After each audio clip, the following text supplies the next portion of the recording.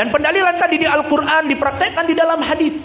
Hadis yang muttafaqun alaih dari Ibnu Abbas dan yang lainnya, atau di Sahih Al-Bukhari, bahwa Nabi Muhammad SAW menyebutkan, fa inna hunaka thalathah, maka di sana ada 3 manusia.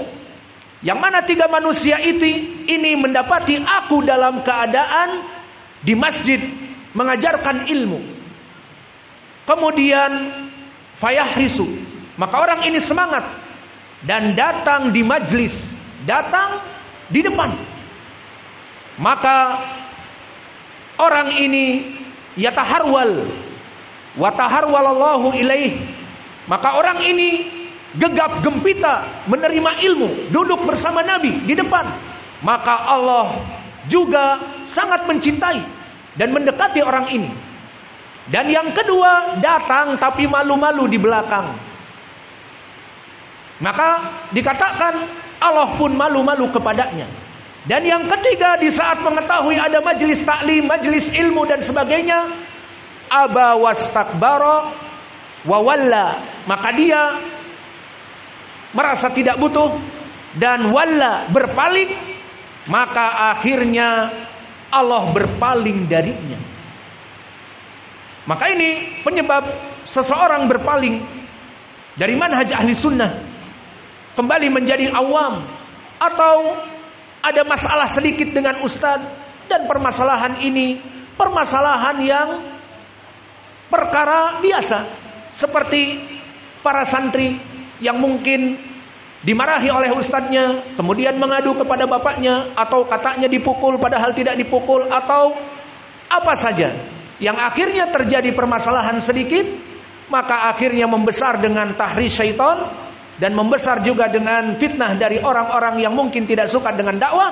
Akhirnya terjadilah clash yang besar, dan akhirnya orang ini menjauh dari alim yang ada di depannya, kemudian menjauh dari markaznya, sehingga tidak hadir di muhadarahnya. Dan akhirnya Allah berfirman, falamma zagu azagallahu qulubahum. Maka perkara-perkara yang sepele bisa dijadikan dengan perkara yang kepala dingin, tidak bagaikan sumbu pendek, dinamit yang sumbunya pendek, mudah untuk meledak. Tidak, apalagi dalam permasalahan menuntut ilmu ibadah. Maka jangan sampai kalian dalam permasalahan egoisitas atau permasalahan dari aktiviah, permasalahan seseorang, kemudian bisa menyebabkan kalian jauh dari agama. Sabar dari sikap guru yang memang arogan, jika gurunya arogan, atau masalah fitnah, permasalahan benar atau tidak ucapan yang sampai kepadanya, ataupun dari khobar-khobar yang datang dari luar, dari orang-orang yang membenci dakwah, maka diseleksi, tidak langsung sumbu pendek yang meledak seperti dinamit, TNT, bom. Sudah, aku menghajar ustadz ini, aku tidak butuh kepada ilmunya, padahal dia hidup di pondok dan anaknya dikeluarkan dan anaknya sibuk di rumah tidak menuntut ilmu. Maka perkara ini butuh dirujuk kembali. Untuk apa? Untuk keselamatan manhaj dan untuk juga keselamatan dirinya. Karena dengan menjauhi majelis ilmu dan alim ulama yang ada di sekitarnya, Allah telah berfirman, falamma zagu azagallahu qulubahum, dan di hadis tadi, faman yatawalla an majlis, maka Allah menjauhinya, menjauhkan dari hidayah kepadanya. Maka ini perkara yang kedua. Dan perkara yang ketiga, beriman kepada Allah terus menerus dan melaksanakan amal soleh. Terus beriman, istiqomah, keep the faith, teguhkan keimananmu, dan melaksanakan amal soleh terus, salat berjamaah, menuntut ilmu, menghafal Al-Quran, membaca Al-Quran. Ada pekerjaan bisa dilaksanakan di pagi hari, namun kembali setelah itu kepada ketaatan kepada Allah. Maka pendalilan bahwa iman dan amal soleh akan menyebabkan dia di dunia menjadi dijaga oleh Allah dan dikuatkan oleh Allah imannya dan istiqomahnya, dan juga kelak di hari akhirah di dalam ayat Al-Quran, di mana Allah berfirman, "Yusabbitullahu alladhina amanu bil qawli tsabiti fil hayati dunya wa fil akhirah." Maknanya, yusabbitullahu alladhina amanu. Ini poin pendalilan kita, bahwa Allah menetapkan, menguatkan bagi mereka orang-orang yang beriman bil qawli tsabiti, dengan ucapan-ucapan yang kukuh, selalu bersyahadat Allah ilaha illallah, selalu memuji Allah, selalu bersyukur kepada Allah, bil qauli tsabiti, ucapan asyhadu alla ilaha illallah wa anna muhammadan rasulullah, fi dunya wa fil akhirah. Di dunia dia akan ditetapkan, diteguhkan imannya, istiqomah sampai meninggal, dan di hari akhirah kelak. Di sini kita butuh kepada tafsir as-salaf. Apa tafsir salaf dari ayat ini? Alhamdulillah telah datang dari Qatadah Ibnu Di'amah dengan jalan yang sahih, diriwayatkan oleh Imam At-Tabari di dalam tafsirnya. Haddatsana Bishr. Siapa? Bishr Ibnu Mu'ad Al-Aqdi, thiqah. Dikatakan oleh Maslamah Ibnu Muslim, thiqatun. Haddatsana Yazid. Siapa? Yazid Ibnu Zurai, imam. Haddatsana Sa'id an Qatadah. Siapa Sa'id yang meriwayatkan dari Qatadah? Sa'id Al-Bandunji? Belum lahir aku. Lalu siapa? Sa'id Ibnu Abi Sa'id Ibnu Abi Arubah. Dan Sa'id Ibnu Abi Arubah disebutkan oleh para ulama Jarh wa Ta'dil min asbatin nas an Qatadah, orang yang paling kuat periwayatannya dari Qatadah. Maka sanad ini sanad yang sangat sahih, karena Yazid Ibnu Zurai imam, disebutkan periwayatannya banyak dari Sa'id Ibnu Abi Arubah, dan Sa'id Ibnu Abi Arubah dari asbatun nas kepada Qatadah. Maka apa kata Qatadah? Yusabbitullahu alladhina amanu bil qawli tsabiti fil hayati dunya. Kalimat fil hayati dunya, bahwa Allah akan menjaga iman dan istiqomah dari orang ini di dunia, di saat ya'mal amalan solihan wa amana. Yusabbitullahu alladhina amanu bil qawli tsabiti fil hayati dunya. Di dunia Allah akan menjaganya. Lalu ayat yang berikutnya apa? Wa fil akhirah, berkata Qatadah dengan sanad yang sahih tadi, wa fil akhirah ay fil qabr, dia di kuburan akan ditetapkan di saat datang dua malaikat, maka diberikan kalimat syahadat.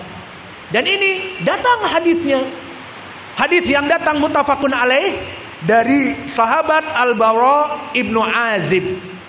Maka Al-Bara Ibnu Azib meriwayatkan dari Nabi, berkata Nabi Muhammad sallallahu alaihi wa ala alihi wasallam, "Innal abda idza dakhala fil qabr," bahwa seorang hamba jika dimasukkan ke kubur, ya'ti malakan, akan datang dua malaikat memberikan soal kubur, "Man rabbuk wa ma dinuk wa man hada rajul alladhi bu'itsa fikum?" Fasayaqul, "Rabbi Allah wa dini Islam." Dini Islam. "Wa hada rajul alladhi bu'itsa fina Muhammadun Rasulullah." Maka menyebutkan syahadat, asyhadu alla ilaha illallah wa asyhadu anna Muhammadan Rasulullah. Ini ucapan Nabi. Kemudian Nabi membaca ayat tadi. Maka faedahnya di sini min asbabin nuzul ayat ini, dan juga hadis ini tadi sahih di Sahih Al-Bukhari dan Muslim, disebutkan oleh Syekh kami juga di asbabin nuzul, bahwa sebab turunnya surat ini di mana? Di surat Ibrahim. Yusabbitullahu alladhina amanu bil qawli tsabiti fil hayati dunya wa fil akhirah.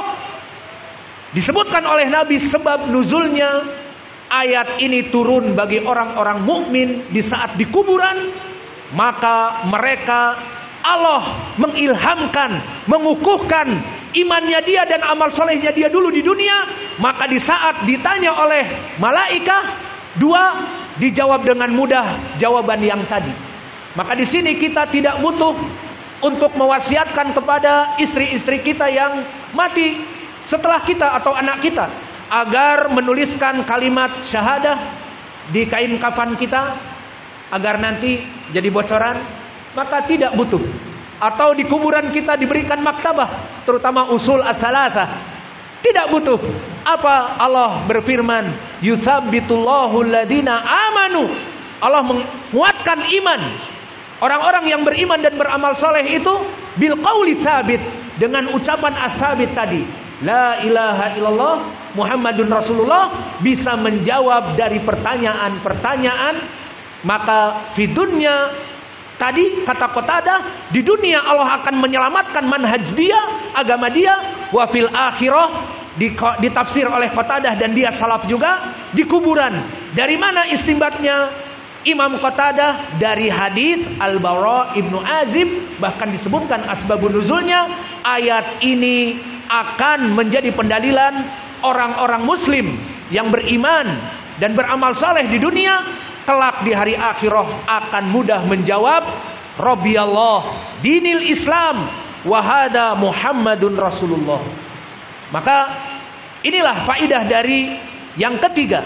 Ingin kita istiqomah, ingin kita keep the faith, ingin kita selamat dari manhaj Ahlus Sunnah, maka terus melaksanakan iman dan terus bertambah iman dengan melaksanakan amal-amal soleh. Maka yusabbitullahu alladziina amanu bil qauli tsabit fid dunya. Ini poin pendalilan kita fid dunya. Bisa dibukakan. Adapun di hari akhirah tadi hadis Bara ibnu Azib. Bismillah. Adapun dari poin yang ketiga, poin keberapa? Keempat. Santum. Dari poin yang keempat, agar manhaj kita selalu kukuh dan ibadah kita dan agama kita selalu terjaga. Yang keempat, dan ini nasihat dari Syekh kami Muqbil Al-Wadi'i, at-tamayyuz, bahwa kita harus menjadi penjeda antara duduk dengan kelompok ahli sunnah dan menjauh dari kelompok-kelompok ahlul bid'ah. Maka barang siapa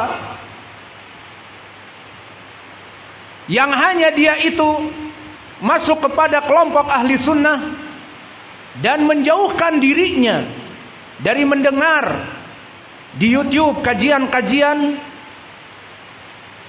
orang-orang yang wrong path, yang salah jalan, maka dia akan selamat. Mana dalilnya? Telah diperintahkan oleh Allah agar kita ingin sukses dalam agama kita sampai akhir, menjadi ahli sunnah salafi, agar kita ini menjauhkan diri dari kelompok firaq ad-dhalah, kelompok sesat yang wrong path, yang salah jalan. Maka Allah berfirman di dalam ayat Al-Quran, wa anna hadza sirati mustaqiman fattabi'uh wa la tattabi'us subul fatafarraqu bikum an sabilih, fatafarraqu bikum an sabilih. Maka di dalam ayat ini jelas Allah menyebutkan wa anna hadza sirati mustaqiman. Ini adalah jalanku yang lurus. Ahlu sunnah jalan yang lurus. Fattabi'uh. Maka i'rab fattabi'uh fi'lun amr. Maknanya perintah. Di ilmu usul fi'lun amr memberikan makna wajib. Wajib kalian mengikuti manhaj ahli sunnah saja. Jangan dimadu manhaj ahli sunnah. Istri bisa dimadu. Allah berfirman, masuk lagi ke sini. Maaf para ummahat, karena ini dalil di Al-Quran kita sebutkan, fankihu ma taba lakum minan nisa masna wa thulatha wa ruba. Boleh disyariatkan untuk ta'addud di dalam menikah. Namun dalam manhaj tidak boleh ta'addud dan tidak boleh mencari atau berpindah ke lain hati. Tidak boleh. Maka hari ini dengan ahli sunnah, besok ada kajian gembong rojak. Wah, ikut rame. Besok lagi ada kajian orang-orang yang dekat dengan kita, yang manhajnya tidak genah, bahasa Jawanya. Ikut rame, dapat besek lagi. Maka permasalahan manhaj harus dia itu satu, he is the one and only. Tidak ada latah mengikuti manhaj yang lain karena mengikuti masa, karena mengikuti teman, dan karena ingin mempunyai wajah yang banyak atau paling sedikit menjadi two face, dua wajah. Maka tidak ada di dalam manhaj dua wajah. Karena Allah memerintahkan, wa anna hada sirati mustaqiman fattabi'uh. Ikutilah jalan yang lurus ini. Wala tattabi'u as-subul. Apa i'rabnya wala tattabi'u? Tattabi'u di sini fi'lun mudhari' yang majzum dengan la, berarti la yang menjazmkan fi'lun mudhari'. La apa? La banyak, ada la nafilil jins, ada la nafiyah, dan ada la nahiyah. Ini dia la nahiyah. Di ilmu usul la nahiyah memberikan makna haram. Berarti makna ayat ini apa? Perintah untuk mengesahkan manhaj dan perintah untuk tidak berpindah ke lain hati dengan manhaj yang lain. Wala tatabi'us subul, dan jangan kamu masuk kepada kelompok-kelompok the wrong path, yang salah jalan. Maka ini jika kalian ingin selamat. Dan telah datang asbabun nuzul dari hadis ini, yang mana hadis ini asbabun nuzulnya diriwayatkan oleh Imam Ahmad dan Abu Dawud atau Yalisi, yang mana jalannya bertumpu kepada Asim ibnu Abi Nujud atau Asim ibnu Bahdalah. Siapa dia? Dia adalah imam qiraah yang antum hafal, qiraah hafaz an Asim. Itulah Asim ibnu Bahdalah. Dia saduq hasanul hadis. An Abi Wa'il. Siapa Abu Wa'il? Syaqiq ibnu Salamah an Ibni Mas'ud. Dari Abdullah ibni Mas'ud. Maka hadis ini menceritakan dari Ibnu Mas'ud tentang sebab turunnya ayat ini. Khatta Rasulullah sallallahu alaihi wa ala alihi wasallam khattan kabiran, bahwa Nabi memberikan garis yang lurus dan besar di tanah di depan para sahabat sebelum membaca ayat ini. Di garis lurus besar. Wa khatta an yaminihi wa an shimalihi. Kemudian dari garis yang lurus ini, kita contohkan ini garis yang lurus di tanah. Kemudian di kanan ada garis, di kiri ada garis juga. Gambarannya seperti apa? Seperti tulang ikan yang dimakan dagingnya, tersisa tulang rusuknya, tulang punggungnya. Paham sekarang gambarannya? Seperti ini. Maka dikatakan setelah itu Nabi membaca ayat ini. Dan sebelum itu dikatakan, fattabi'u hada sirati mustaqim. Ini adalah sirat, jalanku yang benar, ikuti jalan ini. Wala tatabi'u subul, dan jangan mengikuti jalan-jalan yang kecil tadi.